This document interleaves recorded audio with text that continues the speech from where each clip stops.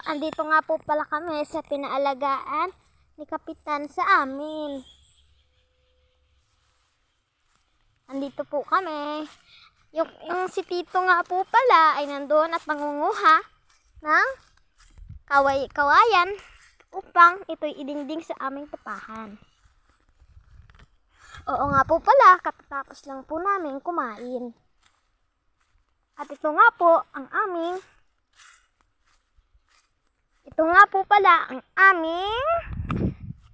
magiging teritoryo. Ito nga po pala ang hindi namin kilalang kalabaw. Pinaliki ko nga po pala para makita nyo maigi. At yung tita ko nga po pala ay nag-uuli din. Pang matingnan kung gaano kadaganda at kung gaano kapantay itong aming ito. Malinis po itong at kaunti lang ang damo. Ayun nga po pala ang aking tita. Ayun po siya. Pinalaki ko nga po pang makita nyo. Ayan. Yan ho. Pinapaliit ko na ho. Kalapit nga po pala lamang ng ilog ang aming ito.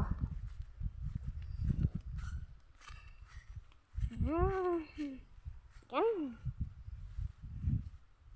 Punta po tayo kay tita.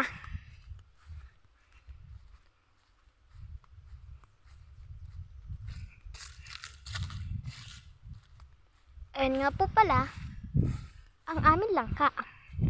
Sandali lang po at ating lalapitan. Ayan ho.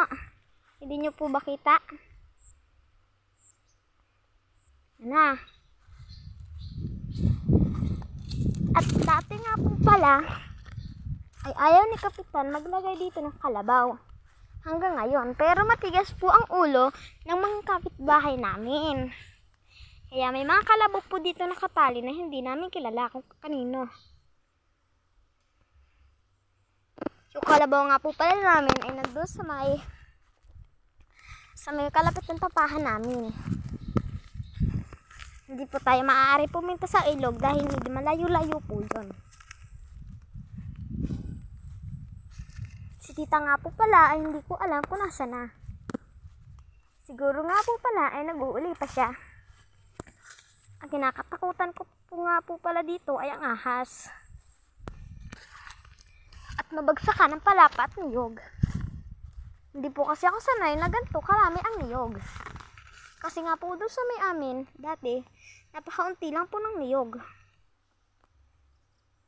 Kinakabahan nga po pala ako dahil sa mga buling ito. Minsan nga ho, ay napatakan ang aking kapatid. Pero hindi naman po malala ang sugat. Dahil, ito nga pong bumagsak ay maliit lang. Nawawala nga po pala ang tita ko. Nasaan kaya siya? May daranghintahin din po dito sa amin.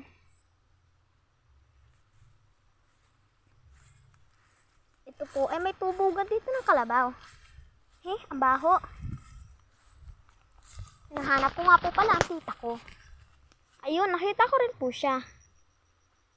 Ayun po siya naglalakad.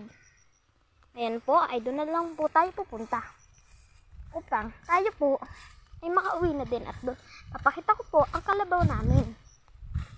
Ito nga po pala ay puno. Charot. Puno naman talaga yun. May hinog nga po pala na langka doon sa may dulo. Hindi ko pa po kabisado ang lugar na ito. Kaya hindi ko pa po maaari na lumayo. Itong napuntahan ko nga po pala na ito'y kalahati lang. Hanggang doon po yan. At mayroon ng isang kalabaw dito. Hindi ko po alam kung kanino. Ang dami nga rin ho palang tubugan dito dahil sa dami din po na nagdadala dito ng kalabaw. Ayan. Napakaganda nga ho pala ng nasa video na ito. At konti lang po ang damo kasi kapupunta lang po namin dito at di pa po namin natatabasan. Ayun nga po pala. At meron pa po palang isang kalabaw doon. Hindi niyo po kita? Kasi nga ho, malayo. Kung makita niyo lang, malinaw na lang po ang mata niyo. Ayan ho. Nandito na po tayo. May tutuboy nga po pala ditong kumakalat. May paru-paro din na kumakalat. Madami nga po pala ditong paru-paro at tutubi. Samantalang po, ang mga niyog dito maliliit ay walang bunga. Pero may isa po dito niyog na may bunga. Meron na naman nga ho pa palang tubugan dito at meron na naman kalabaw. Sobrang dami. Siguro nga ho, meron din po doon sa dulo na kalabaw. At dito na po tayo dumiretso. Uuwi na din po tayo doon sa tapahan. Sabi, meron nga din ho pala dito na tubugan uli na naman. Tapos so magdire-diretso tayo.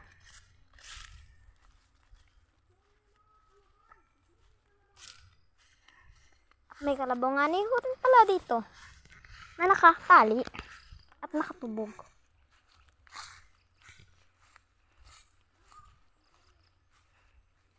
Ito po yung kalabaw. Na malaki po sa tingnan. Ayun nga po pala ang tita ko, napahiga-higa lamang ngayon. Naka-blue ang mga kalabaw. At ayun po, meron namang kalabaw. Nawawala. Ayun ho siya.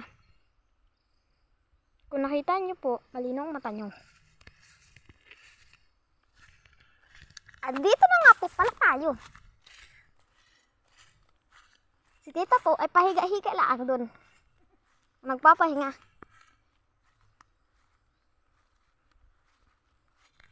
Pupuntahan po natin. Nabidyohan ko na lahat. Lahat nga na, nabidyohan ko na. Napakita ko lahat. Tanga ka, nag-video ako. Hindi pala pinindot na pindot. Nag-ikot-ikot lang ako nung unang kwenta. Kanila ko napindot ko na. Marami na Erico, hindi pala. Hello ko. Ay, visit yan. Ayan po.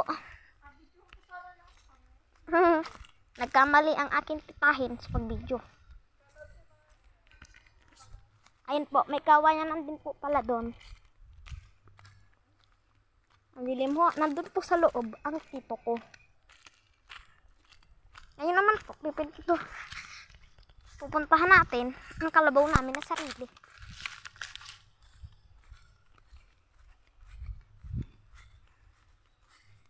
Diyan po siya dumaan. Diyan po dumaan ang tito ko. Ah, kita-kita talaga, tita. Kinakausap ko lang po ang aking tita. May tubugan na naman ho dito. Ewan ko ba kung bakit. Lagi na lang, ang daming tubugan. Siguro nga, dahil sa dami din ng kalabaw. Ayan din po, ang kalabaw namin. Medyo payat po siya. Pero masipag. At kahit sa malayuan pupunta, hindi po napapagod. Maputik, dahil katutubog lang. Doon nga po pala, dumaan ang tito ko. Sa madilim na yon. Ayan ha, uwi na po tayo. Dito na po ang pagtatapos ang aming kwento.